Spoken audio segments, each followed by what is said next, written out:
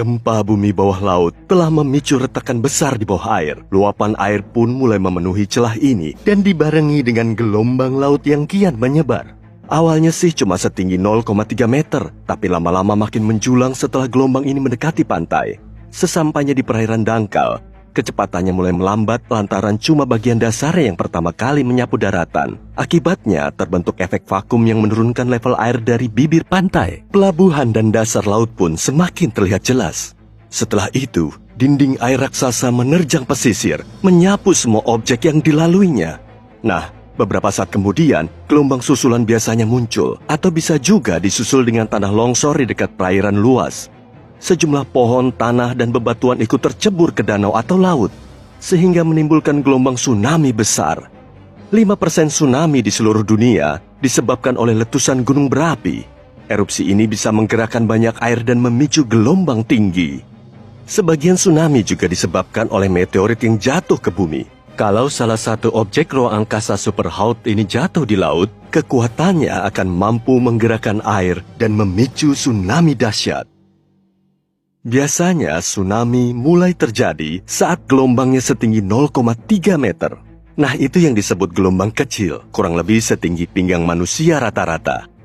Kalau gelombang tinggi yang ini sih lain lagi, para peselancar menyebutnya double overhead. Gempa bumi terdahsyat yang pernah tercatat terjadi di dekat pantai Chili Selatan. Peristiwa ini memicu tsunami hingga ke Hawaii, Jepang, dan Filipina. Gelombang terbesarnya setinggi gedung 5 lantai. Gelombang tertinggi yang pernah dipakai peselancar mencapai setengah kalinya tinggi Arc de Triomphe di Paris. Gareth McNamara mencetak rekor ini pada tahun 2011 di Nazaré, Portugal. Pada tahun 1995, para ilmuwan mendeteksi adanya rogue wave yang terjadi secara tiba-tiba.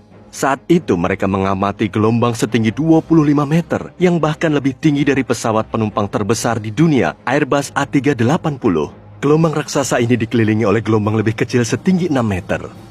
Tsunami Tohoku pada tahun 2011 disebabkan oleh gempa bumi terkuat sepanjang sejarah Jepang.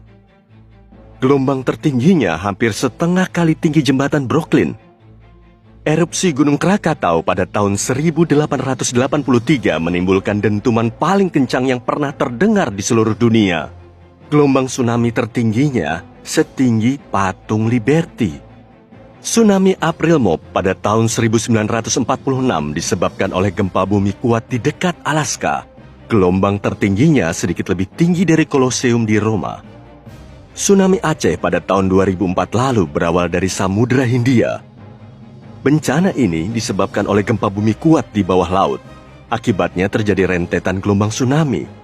Gelombang terbesarnya hampir setinggi Menara Pisa. Salah satu tanah longsor paling tragis sepanjang sejarah terjadi di lembah Lodalen, Norwegia pada tahun 1936. Bongkahan batu besar ambrol lalu jatuh ke danau Lovatnet. Karena ukurannya hampir 2 kali menara Eiffel, batu ini mampu memicu gelombang tsunami dahsyat hampir setinggi Taj Mahal di India. Mega tsunami Greenland pada tahun 2017 dipicu oleh tanah longsor parah di salah satu fjord. Gelombang yang menyapu pantai setinggi Big Ben.